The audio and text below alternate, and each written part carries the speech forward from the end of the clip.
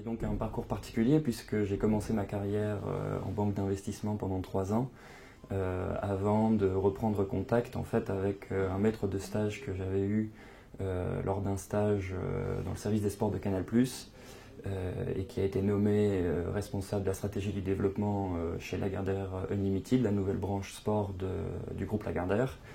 Et mon profil finalement financier l'avait intéressé justement dans le cadre de la volonté du groupe de se développer, notamment par acquisition de sociétés à l'international.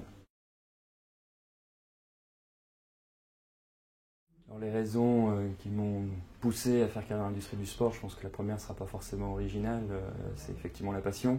Depuis tout petit, je suis intéressé par une multitude de sports, le foot étant bien évidemment le sport de prédilection, mais tous les autres sports, je m'y intéresse aussi beaucoup. Et puis ensuite, c'est aussi, et maintenant que j'y suis, je me rends compte tous les jours, c'est finalement aussi un secteur en perpétuelle évolution, toujours à la pointe de l'innovation. Je prends l'exemple aujourd'hui des réseaux sociaux, et notamment dans notre métier, nous, d'agence de marketing sportif. Il a fallu s'adapter finalement à ces nouveaux réseaux, puisque toutes les sociétés, tous les annonceurs aujourd'hui souhaitent être présents sur ces nouveaux dispositifs, et donc il faut réfléchir, leur trouver des bonnes idées pour que ça y puisse créer à la fois le buzz, faire parler d'eux et bien évidemment augmenter la taille des personnes qui sont présentes sur leur propre réseau.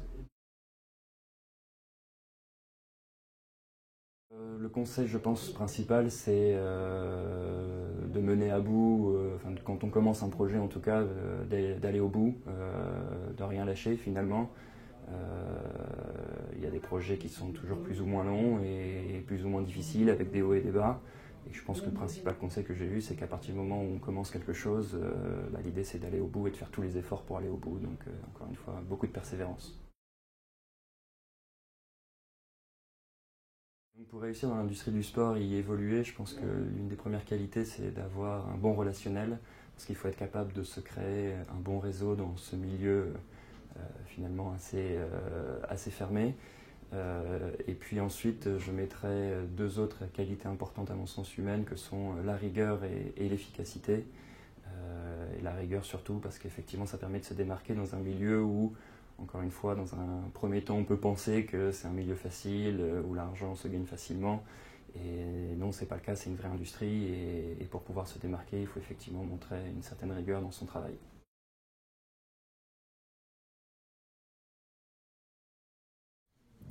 Alors le premier conseil, je pense, c'est de faire attention finalement à l'image que peut avoir l'industrie du sport, puisque comme il y a le mot sport dedans, on peut tout de suite se dire que c'est plutôt argent facile, paillettes, alors que c'est une vraie industrie et un vrai business à part entière.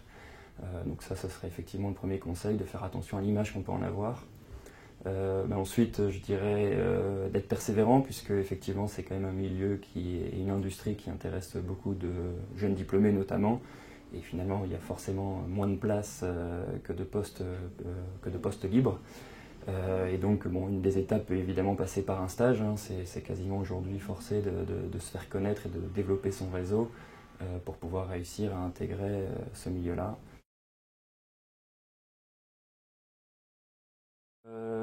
L'ingrédient principal pour créer cette croissance, c'est effectivement d'avoir je parle en termes pour les managers notamment, une vraie vision stratégique de ce qu'ils veulent faire et où ils veulent aller avec des objectifs fixes, sachant qu'il y a une vraie problématique dans ce secteur et notamment sur la partie agence où on est, c'est de trouver les sources de développement où on limite le plus possible l'aléa sportif, puisque finalement on est dans une industrie où malheureusement, et heureusement c'est ce qui en fait sa beauté, il existe un aléa sportif qui peut avoir des impacts assez conséquents, notamment sur nos clients en termes financiers.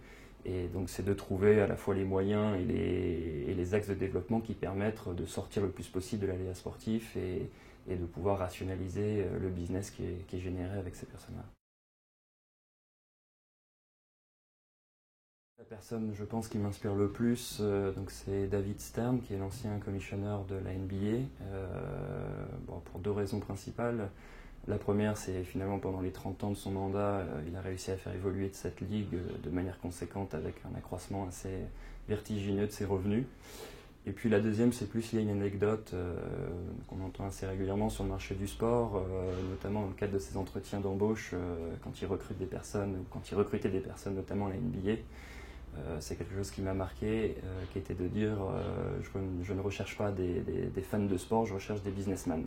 Et je trouve que ça répond bien finalement, encore une fois, à l'idée que c'est une vraie industrie et que c'est pas juste pour le fun, mais qu'il y a effectivement un vrai travail à faire derrière.